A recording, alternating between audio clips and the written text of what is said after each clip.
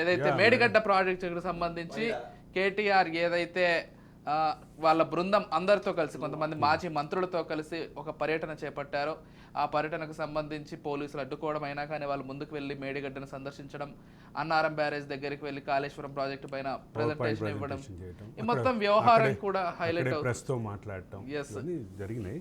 అయితే ఇక్కడ ఒక ప్రధానమైన అంశం ఏంటంటే మేడిగడ్డ కాళేశ్వరం ప్రాజెక్ట్, అంటే మేడిగడ్డతో సహా కాళేశ్వరం ప్రాజెక్ట్ అంతటినీ గత ప్రభుత్వం ఒక వార్ జోన్ లాగా ట్రీట్ చేసి అసలు ఎవరిని ఎలో చేయకుండా, స్థానికులు కూడా ఎలో చేయకుండా ఉండేటటువంటి పరిస్థితి ఉండింది. అక్కడి నుంచి మొదలు పెడితే ఈరోజు ప్రాజెక్ట్ మీదకి వెళ్ళి ప్రతిపక్షం కూడా పవర్ పాయింట్ ప్రజెంటేషన్ చేసేటటువంటి పరిస్థితి ఉంది. ఈ మేరకు ఒక పాజిటివ్ చేంజ్గానే చెప్పాలి తెలంగాణ సమాజంలో. అయితే ఒక ప్రధాన అంశం ఏంటంటే మేడిగడ్డ చుట్టూ, అంటే మేడిగడ్డ కాళేశ్వరం ఈ మొత్తం ప్రాజెక్టు యొక్క కాస్ట్ బెనిఫిట్ రేషియో, ప్రాజెక్ట్ యొక్క యూటిలిటీ వాడకం, అంటే ఇప్పటివరకు ఎన్ని ఎకరాలకు ఇచ్చారు, ఇక ముందు ఎన్ని ఎకరాలకు ఇవ్వాలి, దాని సామర్థ్యం ఎంత, ఈ రాజకీయ చర్చ అని ఎందుకంటున్నానంటే ఇది సాంకేతిక చర్చ స్థాయి దాటిపోయి ఎప్పుడో రాజకీయ చర్చ స్థాయికి వచ్చేసి రాజకీయ చర్చగా అయిపోయింది. ఈ రాజకీయ చర్చ ఇప్పుడప్పుడే ముగియదు.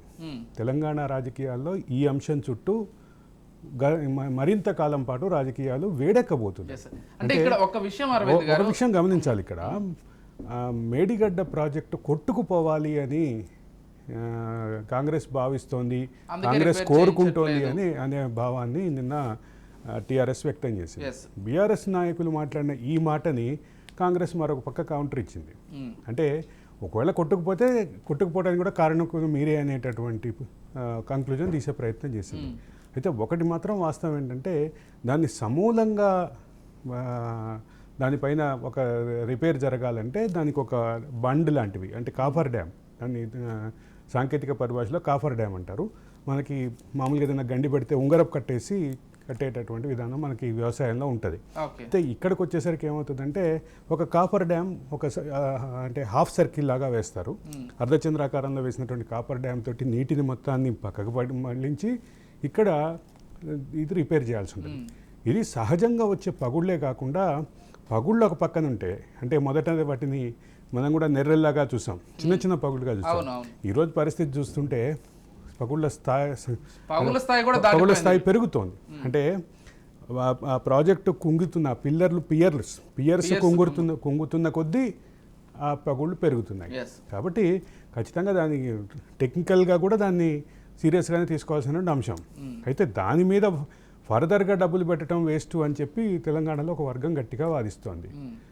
అదొక, అంటే కేవలం కమిషన్ల కోసం కట్టినటువంటి ప్రాజెక్టుగా చూపించే ప్రయత్నం జరుగుతుంది. రెండో పక్కన దాన్ని డిఫెండ్ చేసుకునే క్రమంలో టీఆర్ఎస్ మరింత డిఫెన్స్లో పడిపోతుంది. అంటే ఇక్కడ ఒక విషయం అరవింద్ గారు, ఏదైతే గతంలో వాళ్ళ హయాంలోనే ప్రాజెక్టు మొత్తం కూడా నిర్మాణం జరగడం, కేసీఆర్ స్వయంగా నేనే పెద్ద ఇంజనీర్ని, మొత్తం ప్రాజెక్టు నిర్మాణాన్ని నేనే బాధ్యత వహిస్తున్నానని చెప్పడం, ఇంత చెప్పినా నా మెదడుని నా స్వేదాన్ని కరిగించి కట్టిన ప్రాజెక్ట్ అని చెప్పడం. రెండోది మీరు ఇంకోటి విషయం గమనించండి విజయ్, నిన్న మాట్లాడుతున్నప్పుడు కూడా హరీష్ రావు మాట్లాడింది ఏంటి, ఇది ఒక ఇంజనీరింగ్ మార్వెల్ అని.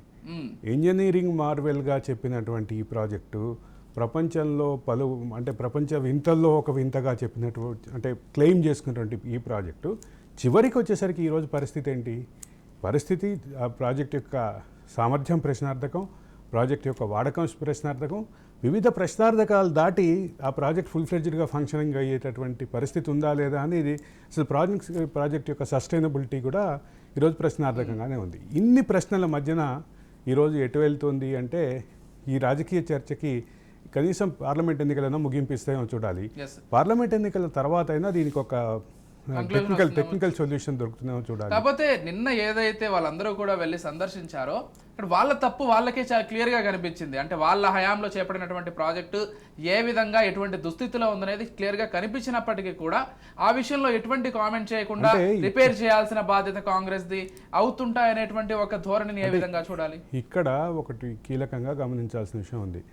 3 బ్యారేజీల్లో 3వ బ్యారేజీ యొక్క నిలకడ ప్రశ్నార్థకంగా అయినటువంటి పరిస్థితుల్లో ఆల్రెడీ ఇప్పటికే ప్రాణహిత చేవెళ్ళ ప్రాజెక్టులో భాగంగా తుమ్మిడిహిట్టి నుంచి ఎల్లంపల్లి వరకు ఉన్నటువంటి గ్రావిటీ లైన్ ఏదైతే ఉందో, గ్రావిటీ కాలువ ఏదైతే ఉందో ఆ కాలువలో 70 to 80% పూర్తయింది. కాబట్టి దాంట్లో 70 కిలోమీటర్ల వరకు నీటిని తీసుకొచ్చి అక్కడి నుంచి ఒక 20 కిలోమీటర్లతోటి సుందిళ్లకు అన్నారంకో, నాకు కరెక్ట్గా గుర్తులేదు, సుందిళ్లకు అన్నారంకో లింక్ చేయడం ద్వారా దీనికి ఒక ఇమీడియట్గా సొల్యూషన్గా చూడాలి అనేది ఇటీవల కాలంలో బాగా విస్తృతంగా వస్తున్నటువంటి ఒక ఇంజనీరింగ్ సలహా, సాంకేతిక సలహా ఇది ఒక కొత్త ప్రతిపాదన. అంటే ఇప్పటికే ఉన్నటువంటి 70% 80% పూర్తయినటువంటి ప్రాణహిత చేవెళ్లలో ఉన్నటువంటి ఆ 120 కిలోమీటర్ల లైన్ ఏదైతే ఉందో ఆ లైన్ని వాడుకోవటానికి ఒక ప్రధానమైన అవకాశం వచ్చింది. 20 కిలోమీటర్లు కనెక్టివిటీ ఏర్పాటు చేయడం ద్వారా మరొక పరిష్కారం కూడా దొరికేటటువంటి పరిస్థితి ఉంది. ఈ 20 కిలోమీటర్ల కనెక్టివిటీకి ఒక దగ్గర పైప్ లైన్ పెట్టాల్సిన, అంటే పంప్ హౌస్ కట్టాల్సినటువంటి పరిస్థితి ఉంటుంది, ప్లస్ 20 కిలోమీటర్ లైన్ వేయాల్సి ఉంటుంది.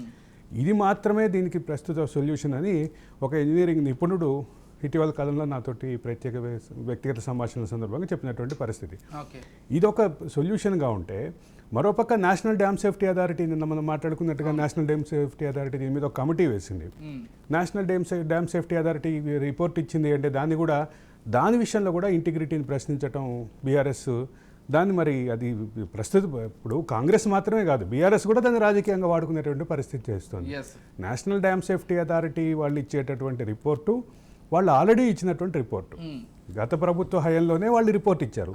ఆ రిపోర్ట్ ఇచ్చారు. తర్వాత ఇప్పుడు ఉన్నటువంటి కొత్తగా వేసినటువంటి కమిటీ సమగ్రమైనటువంటి రాజ్యం, సమూలమైనటువంటి అధ్యయనం చేయబోతుంది.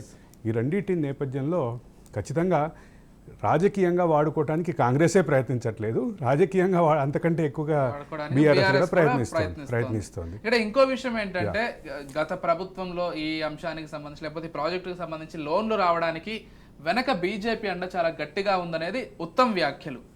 అయితే దానికి ఇప్పుడు కౌంటర్గా డ్యామ్ సేఫ్టీ అథారిటీ ఇంత తొందరగా రిపోర్ట్ ఇవ్వడానికి బీజేపీకి కాంగ్రెస్కి ఉన్న మిలాఖత్ కారణం అంటూ హరీష్ రావు ఒక కొత్త వ్యాఖ్య చేశారు. అయితే ఇవన్నీ ఒక పక్కన ఉంటే, ఇప్పటికే నేషనల్ డ్యామ్ సేఫ్టీ అథారిటీ ఒక ప్రాథమికమైనటువంటి రిపోర్ట్ ఇచ్చింది. ఏది మేడిగడ్డ విషయంలో, అన్నారం సుందరుల విషయంలో కొన్ని అనుమానాలు వ్యక్తం చేసింది. ఇప్పుడు సమగ్రమైనటువంటి రిపోర్ట్ ఇవ్వబోతోంది.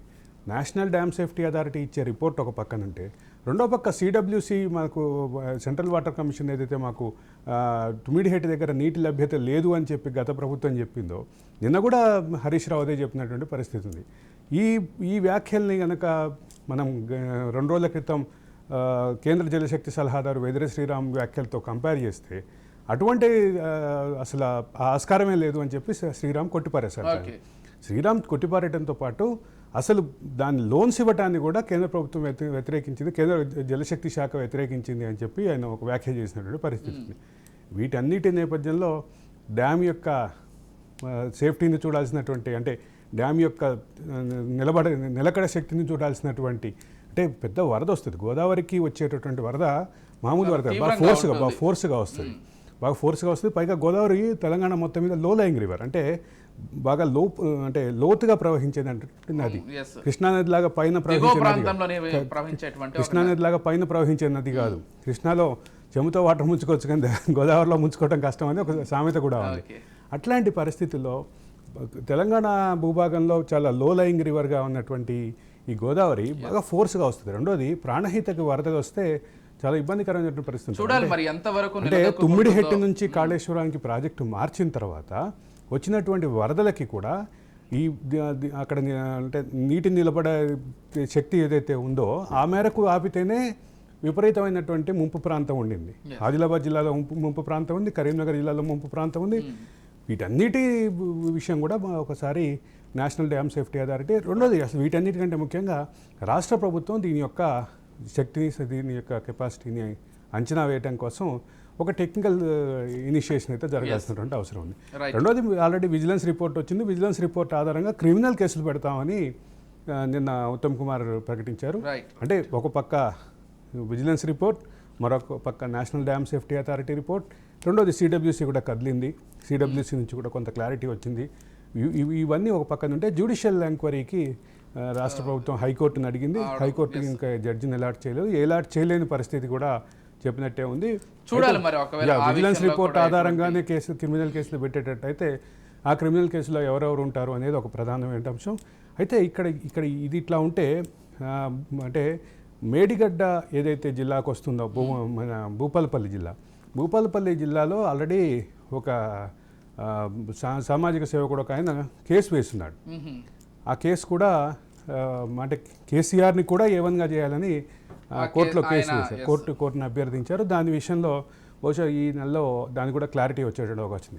ఇన్ని ఉన్నటువంటి పరిస్థితిలో ఆల్రెడీ క్రిమినల్ కేసులు ఇనిషియేట్ అవుతున్నాయి. దాంట్లో ఎవరెవరిని ఇన్వాల్వ్ చేస్తారు, ఎవరెవరిని అక్యూజ్డ్గా పెడతారు అనేది చూడాలి. బాధ్యులుగా ఉంటారనేది కూడా వేచి చూడాలి.